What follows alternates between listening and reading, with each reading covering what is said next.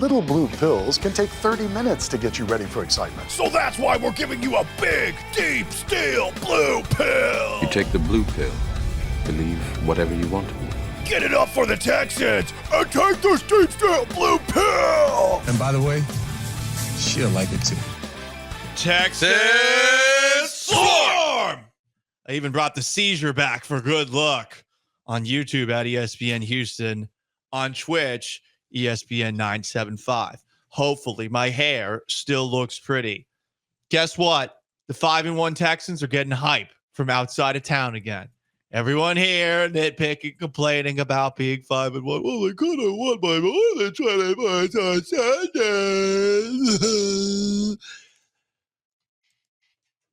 That's some of you people. Mm-hmm. That's what I hear when I read it. That's what I hear. Those people your comments probably aren't allowed to drive their cars. No, I think they could be allowed to drive their cars. Judging by how some of the drivers operate. Do you drive on Westheimer, Sean? Rarely, but yeah. Okay. It's not great. It's every day for me. There's a maniac every single day out there. And that person's in their car and they're not paying attention to the road. They're like, well, the Packers are a last place team, so what could they prove? Anyway, I'm sorry. I'm being mean. Somebody is hyping up CJ Stroud as MVP. It's not just one person. It's two people. Dan Orlovsky and Mina before last night's Monday Night Football game are all aboard the CJ Stroud hype train. Any conversation that has to be around the MVP 100% has to include CJ Stroud. I'm telling everybody what he is doing is overcoming and covering up a lot of deficiencies right now in their offensive unit. I do think, although they scored 41, Nico was missed. Yeah. Yes. But the positive is Stephon Diggs very much so stepped forward and made some big plays for this offense. I'm not saying he stepped into that one role, but if he has to play the one role for a couple weeks, I think that you have a lot of confidence in doing that. I just look so forward every week, Monday, to watching CJ Stroud on tape. Look at this throw. More than any other quarterback. Because I'm just saying, you do not appreciate the level of difficulty you described until you see it on tape, until you see the tightness of windows, the pressure that he is under. He is making more special passes than any quarterback in the NFL this year. I agree with Mina. Dan starts talking about CJ for MVP and then gets ADD. Yeah, what do you think about do you think he's really covering up that many deficiencies in the offense?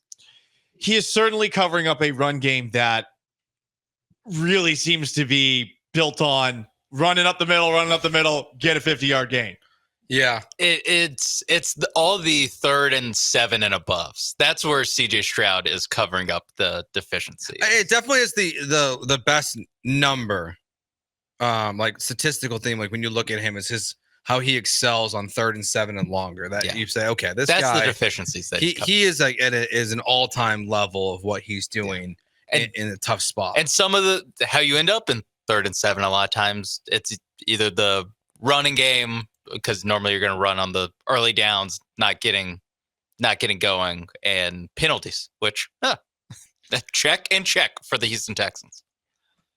I don't think he's in the MVP conversation quite yet. I feel like by the end of the year, he'll be closer. But I think right now, the statistics have not been impressive enough. I don't care about passing yards. I really don't. I know he's probably close to the top at this moment in time, but the last couple of weeks, there have been sloppy moments. Are all of those interceptions his fault? I would argue Dalton Schultz should have fought back to the ball on that deflected pass in the end zone that a Patriot defender picked off, but also Stroud could have put it in a better spot. He's had a couple of misfires the last few weeks. He has not been as so careful and meticulous with ball placement as he's been. But to what Mina's saying, the visuals of what you see with Stroud are really something else if you haven't been watching. And I know a lot of our Twitch has not been watching. Well, yeah, because like you look at the odds right now. So right now it's Patrick Mahomes is the favorite, followed by Josh Allen, followed by Lamar Jackson, and then CJ Stroud. Jackson should be number one right now. Yeah, I don't think the problem is him, right? he just he's won it too many times, and he's failed too much in the playoffs. We're like, it's not supposed to. You're not supposed to vote that way. But we all know they vote that way. It's so funny. MVP awards involve so much fatigue, and it's really about who's the best quarterback in a year where we want this person to be the best quarterback. And how many years has it been since Patrick Mahomes won an MVP? A while. I bet it's been at least 2 years, right? Well, he didn't win it last year. I know he didn't win it last year. He might have won it the year before. Maybe he won it 2 years ago. Yeah.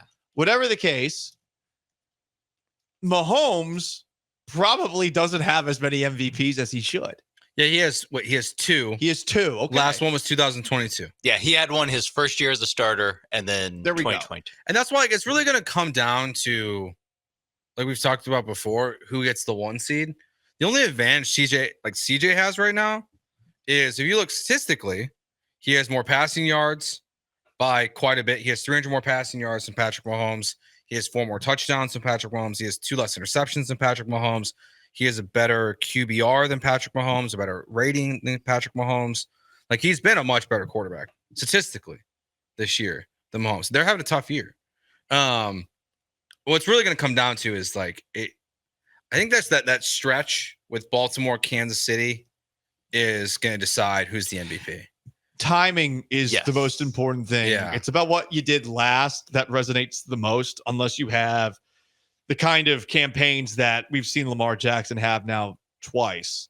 But in 2019, when he won it the first time, it was the second half where he really took off. I think it was midway through the year. It was him and Russell Wilson for a little bit. And then the Ravens kicked the Seahawks' ass. I was at that game. And Jackson just ran with it from that point on. Yeah, so much of the NFL, like you said, there's so much that goes on for NFL MVP other than just who do we think the most valuable player in the NFL is.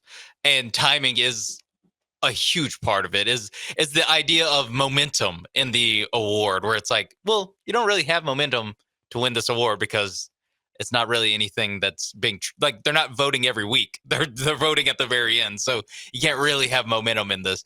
And the Texans have a great spot with those 2 big games. Sorry, Dolphins, it's not 3 big games anymore. So those 2 big games at the end of the season. I mean, and you look at these stretches, CJ and the Texans, they have 3 primetime games in a row. Yeah.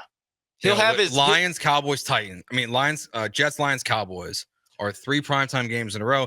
And then the Chiefs game, while it's not a primetime game, it is going to be a standalone game on Saturday at noon, followed by the Christmas game on Netflix on Wednesday. So if he plays great in these 5 games specifically, and they go like 4-1 in them, he's gonna win the MVP. There's not going to be any problem with CJ Stroud didn't win because the voters aren't watching his games. It's like, nope, he's going to have plenty of time or plenty of the spotlight to really grab a hold of this thing if he keeps up the numbers. He has to have a big game that Sunday night game against the Lions. It's partly because of how good the Lions are right now, but it's also because that game, just given the way that the Lions play defensively, especially now that they don't have Aiden Hutchinson for the foreseeable future. Yeah. And on top of that, the fact that their offense is so good, it'll probably be a shootout. It'll be Stroud versus Goff. That's the game where he can put himself in the driver's seat. Because you're going to put up numbers. It's going to be, even though it's not a great defense, it is going to be a game that you're going to impress people when you put up those big numbers. Right. And I'm not sure the Thursday game against the Jets, or with the way things are going for the Cowboys, the Monday game against the Cowboys is going to elevate him in the same way that, weirdly, a game against the Lions would. Yes, that might be a situation where he can make those other 2 games, the Jets and the Cowboys games. That might be a situation kind of like what Will Anderson did on Sunday against the Patriots, where you make your season numbers look a lot better by beating up on, really putting up some gaudy stats against 2 teams that aren't as competitive.